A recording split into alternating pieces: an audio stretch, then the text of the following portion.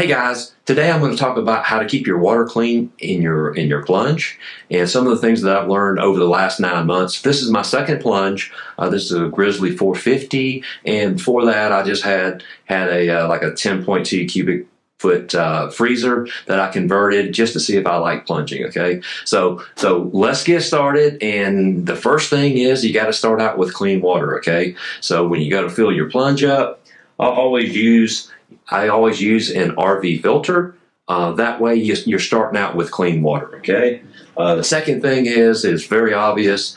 Whether it's you or somebody else that's using your plunge, make sure that they rinse off and they're clean before getting in. Okay. Then the third thing we're going to talk about is actually how to sanitize the water in your plunge. Okay. So the first thing that I put in my plunge is I use the 12% peroxide. And you can buy 3%, but you'll just have to use 4 times as much. And what I do is I usually put in about 1 cup, okay? Because I use these test strips right here, okay? And that's basically hydrogen peroxide test strips, and it goes up to like 100 parts per million. And what I want to see is between 50 and 100 parts per million, and that's going to be the last 2 darker,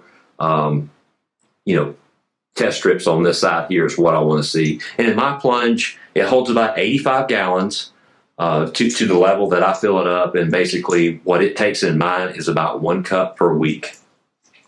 The other thing that I put in here weekly is going to be this Sorona natural enzyme cleaner. And basically what it does is it takes care of like lotions and body sweat, and it also helps prevent from you having a water line, scum line, at your water line. So it does a great job. And the water in my plunge right now is about 3.5 months old. There's no, it's clear. There's no water line or nothing like that. Okay. And then lastly, this is once a month, but I put a water stabilizer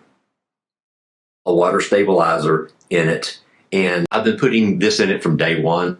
So and like I say, that bottle right there has been 9 months old, and I still got 1/3 of it left. So it lasts a long time, because basically this is a 3 ml syringe, and you put 4.5 ml in it, okay, once a month. And then on the enzyme cleaner, the same thing. You put about 4.5, and I still have about 40% of that bottle left as well. And it's been 9 months. I'm going to talk about water filtration.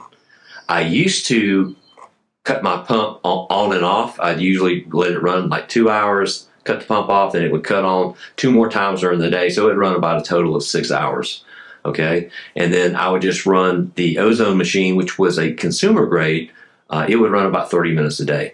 And what I found out is I could only really keep water clean for about 6 weeks, and then it would get cloudy, and then of course it wouldn't come back.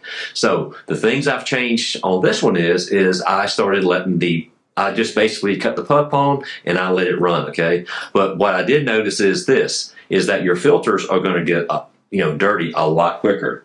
Like this filter here is basically after 3 weeks. Okay. And I on purpose let it go 3 weeks. I typically change Micron 50 filters, and I let them go about 2 weeks, and I buy them by the case, so they're only about $3 a piece. And that's one of the bigger things that I've changed that has made a tremendous difference by letting the pump run basically 24 hours a day.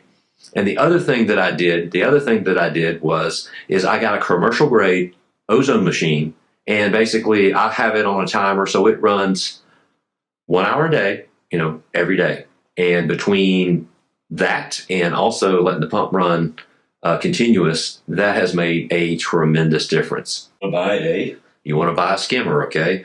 You want to buy a skimmer, and I also bought a spa vacuum that I basically use probably once a week just to clean out the my girlfriend likes to use those neoprene gloves, and they always kind of come apart a little bit, and you'll see a lot of black neoprene floating around or on the bottom. So I use that about once a week. And then the last thing, guys, is I typically change up my water about every 2 months. Now, I let this water go a lot longer just because I knew I was going to be doing this video. I just wanted to see how clear it was going to be after almost 3.5 months. And at the beginning of the video, you see that water's still pretty clear. There's no scum line at the water line. So basically, the ozone, the pump, and the chemicals, they've been doing their job. So anyway, guys, I hope this was helpful. And I'm going to be doing another video too, a DIY build on this Grizzly 450. It'll be up in this corner or up in this corner here real soon. And I hope this video was helpful, guys. And share in the comments what you guys do differently. And because, like I say, we're all one big family, and we can learn from each other. Guys, I hope you enjoyed the video, and I'll see you on the next one.